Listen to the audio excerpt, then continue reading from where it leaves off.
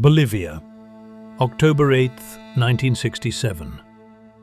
A small valley in the Yuro ravine, so remote that the nearest town takes hours to reach on foot. A man sits against a clay wall, his hands tied behind him, his legs wounded and useless from the firefight the day before. He is 39 years old. His boots are worn through. He has not eaten properly in weeks. Around him, soldiers from the Bolivian army stand in a loose circle, waiting for orders that are coming by radio from a government that has spent months hunting him through these mountains. He knows what the orders will say. He has known since they captured him yesterday that this is how it ends. Not with a revolution, not with a flag raised over a liberated city, but here, in the dirt, in a country that never wanted him. The soldier assigned to shoot him is trembling. The man looks at him and says, "I know you have come to kill me. Shoot.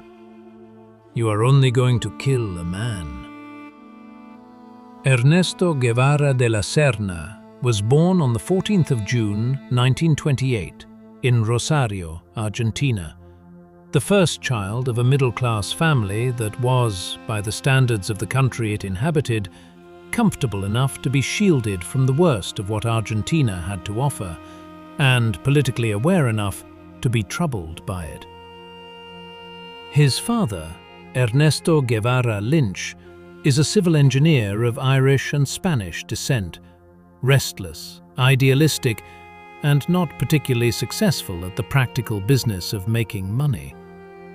His mother, Celia de la Serna, is sharper and more disciplined, a woman of strong opinions and left-leaning politics who reads widely and argues freely and passes both habits to her eldest son without apparent effort. The family moves repeatedly through Ernesto's childhood, partly for economic reasons and partly because of his asthma, a condition so severe that it hospitalizes him repeatedly as a small boy and shapes his early years in ways that go beyond the physical. He cannot run with other children without risking an attack. He cannot sleep flat without difficulty. He compensates by reading everything he can reach and by developing, out of what appears to be sheer stubbornness, a physical toughness that people who meet him later in life find difficult to reconcile with the medical history. He reads Marx at 14. He reads Freud, Neruda, Faulkner, and Jack London. His bedroom walls are covered with handwritten quotations. His father later recalls that the boy seemed to be preparing himself for something, though neither of them could have said at the time what that something was. He studies medicine at the University of Buenos Aires, a decision that fits the practical expectations of his class and satisfies, at least temporarily, his compulsion to be useful. But medicine, it turns out, is not what he is preparing himself for. A motorcycle is. In January 1952, Ernesto Guevara and his friend Alberto Granado set out from Buenos Aires on a 1939 Norton 500 motorcycle they had named La Poderosa, the Mighty One, with a plan to cross South America before Granado's 30th birthday. Ernesto is 23 years old and one semester away from finishing his medical degree. The trip is meant to be an adventure. It becomes something else. The motorcycle breaks down permanently in Chile, leaving them to continue by whatever means are available. They hitchhike. They work passage on cargo ships. They talk their way into meals and beds across a continent that is, beneath its surface hospitality, in serious distress.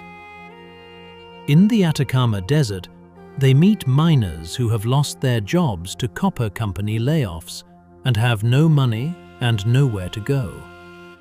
In Peru, they work for 3 weeks at a leper colony on the Amazon, where Guevara insists on shaking hands with patients without gloves, a gesture the colony's doctors consider reckless and the patients consider remarkable. In Colombia, they are briefly jailed. In Venezuela, they part ways, Granado choosing to stay and Ernesto returning to Argentina to finish his degree. He finances it. He qualified as a doctor in April 1953. Then he leaves again, this time without a return ticket. What the journey has done to him is not immediately visible in his face or his manner. He is still charming, still funny, still capable of the easy warmth that makes people trust him quickly. But something has settled in him that was not there before. He has seen, at close range, what poverty looks like when it is not incidental, but structural, when it is not bad luck, but policy.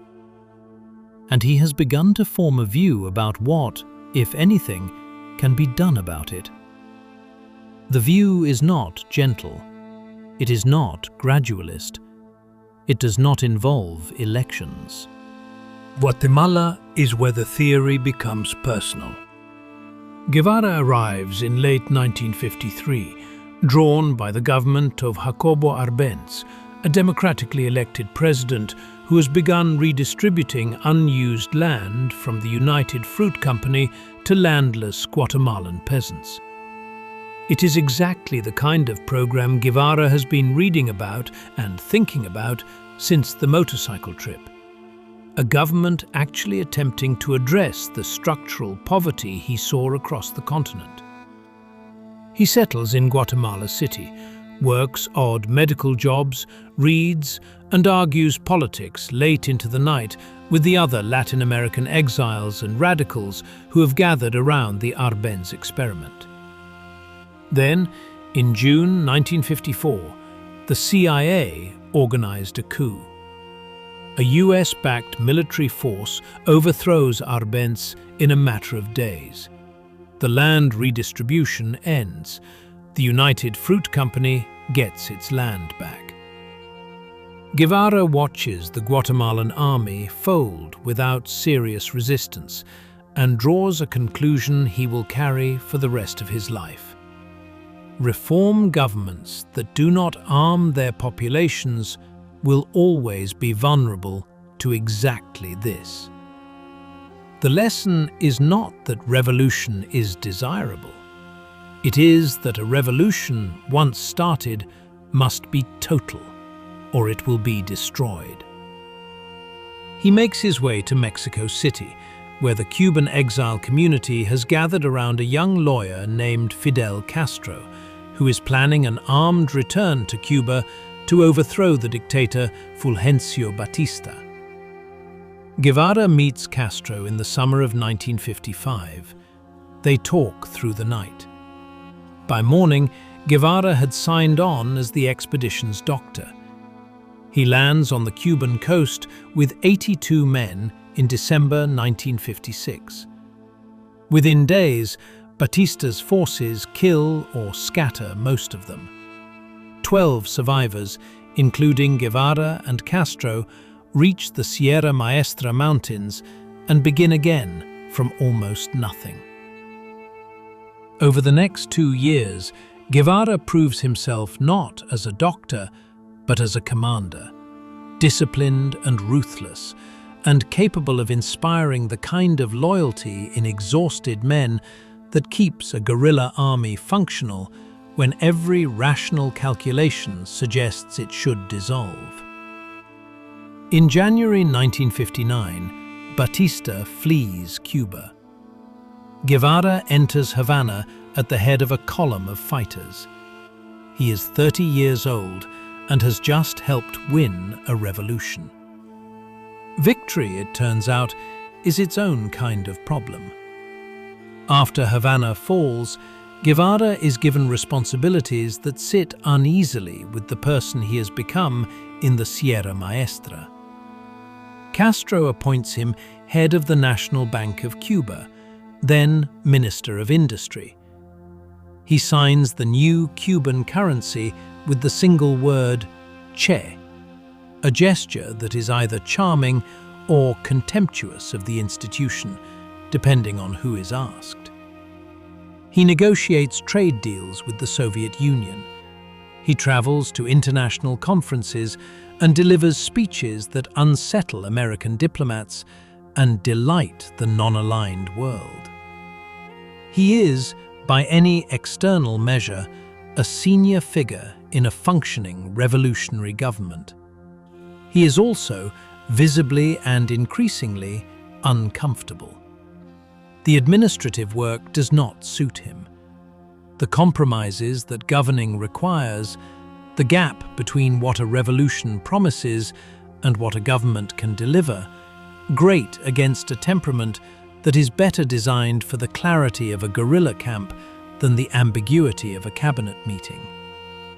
He writes and speaks about the need to spread the revolution beyond Cuba, to carry it across Latin America and into Africa. And his colleagues begin to understand that he is not speaking theoretically.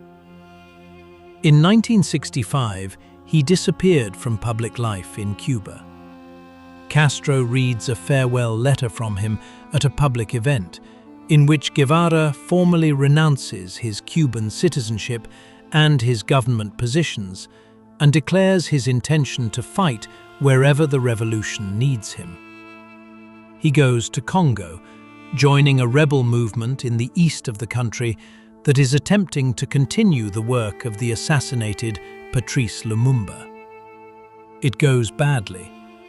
The Congolese fighters are poorly organized and unwilling to adopt the discipline Guevara considers essential. The political situation is more complicated than the briefings suggested. After 7 months, Guevara withdraws, writing in his diary that the experience was one of defeat. He is not a man who uses that word lightly. Bolivia is chosen carefully, which makes what happens there harder to explain. Guevara arrives in November 1966 in disguise, traveling on a false Uruguayan passport, his head shaved and his trademark beard gone, looking enough like an unremarkable middle-aged businessman that he passes through La Paz airport without attracting attention.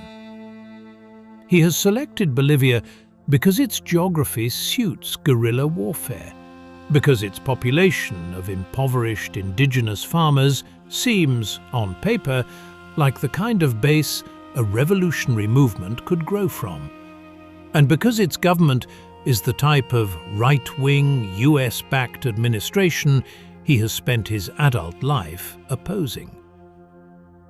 What the analysis misses is almost everything that actually matters on the ground. The Bolivian Communist Party, which was supposed to provide logistical support and recruits, withdrew its cooperation before the campaign began, the result of factional disputes that Guevara did not fully understand and could not resolve from the jungle.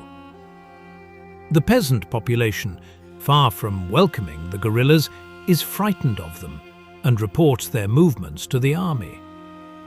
The CIA, which has been tracking Guevara since Cuba, sends an advisor named Felix Rodriguez to assist the Bolivian military. The Bolivian army, better trained and better informed than expected, keeps the guerrilla column moving constantly, denying it the fixed base it needs to recruit and expand. By mid-1967, the column had shrunk to fewer than 50 men. They are exhausted, hungry, and sick. Guevara's asthma has returned badly, and his medication is running out. The radio they use to communicate with Havana falls silent. whether through equipment failure or something else, is never established with certainty. He keeps writing in his diary. The entries grow shorter. The distances covered each day grow smaller. The circle drawn by the Bolivian army around his position in the Yuro ravine grows tighter through September and into October 1967, and there is no longer any realistic path out of it. On the 8th of October 1967, Bolivian army units closed in on the Yuro ravine from multiple directions simultaneously, acting on intelligence about the guerrilla column's position that was precise enough to suggest someone nearby had been talking. The firefight is brief and one-sided. Guevara is shot in the leg during the engagement. His rifle is disabled by a separate bullet. He is captured alive in the late afternoon, along with a small number of survivors. A soldier who is present later recalls that Guevara identified himself immediately, telling his captors, "I am Che Guevara, and I am worth more to you alive than dead." He is taken to the village of La Higuera and held overnight in a small adobe schoolhouse. Word goes up the chain of command to the Bolivian government and to the CIA advisor Felix Rodriguez, who flies in by helicopter and spends several hours with Guevara, later describing the conversation as surprisingly calm. Rodriguez takes photographs with Guevara and transmits the capture to Washington. The response comes back in the form of an instruction that Rodriguez says he personally opposed and could not prevent. Guevara is to be killed. The order is given on the morning of the 9th of October. A Bolivian sergeant named Mario Terán is assigned to carry it out. By multiple accounts, he has to be persuaded, and when he enters the room, his hands are shaking. Guevara tells him to compose himself and shoot properly. Terán fires. The shots are aimed below the neck at the instruction of the Bolivian government to allow the body to be presented as having died in combat rather than by execution. Guevara dies at approximately 1:10 in the afternoon.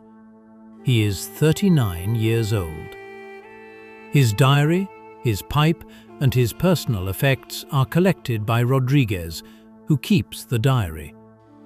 His hands were cut off to allow fingerprint identification and sent to Buenos Aires. His body is displayed to journalists in Valle Grande, laid out on a concrete table in the laundry room of a local hospital, and then buried secretly in an unmarked location that was not revealed for 30 years. The news reaches the world within hours, and the reaction is not what the Bolivian government or the CIA expects. They had anticipated that the death of Ernesto Guevara would close something, that the image of a dead guerrilla on a concrete table would function as a deterrent, a demonstration of what happens to men who take up arms against US-backed governments in Latin America. The photograph is distributed precisely for this reason. It goes out over the wire services, appears in newspapers across the world, and produces the opposite of its intended effect. In Paris, students who are 7 months away from the uprising of May 1968 pin the photograph to their walls.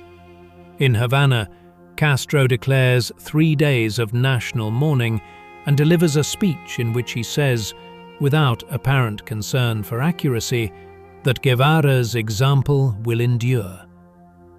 In university towns across Latin America, Europe, and the United States, a face that most people could not have identified 6 months earlier becomes suddenly and permanently familiar. The Irish artist Jim Fitzpatrick takes Alberto Corda's photograph of Guevara, cropped and high contrast, and turns it into the graphic image that begins appearing on posters and T-shirts within weeks. It is eventually reproduced more than any other photograph in history, a claim that is difficult to verify and almost certainly true. None of this is what Guevara wanted. He wanted a revolution, not an image. He wanted structural change in Latin America, not a merchandising phenomenon. The distance between what he intended and what he became is one of the more uncomfortable ironies in modern political history, and nobody who has thought seriously about his life has found a clean way to resolve it. Back in Bolivia, the soldiers who killed him return to their barracks. Felix Rodriguez keeps the diary. The schoolhouse in La Higuera becomes, slowly and then rapidly, a place of pilgrimage. The woman who gave Guevara water on his last night is still alive decades later and still talks about it. Whether Che Guevara was right is a question to which every generation gives a different answer. That he was serious is beyond doubt.